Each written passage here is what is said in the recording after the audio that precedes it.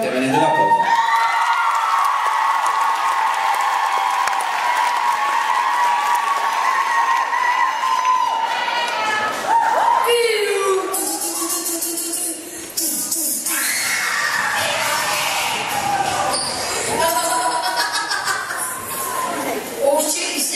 Kas see uus vahetusõppija seal Narvast või Koreast?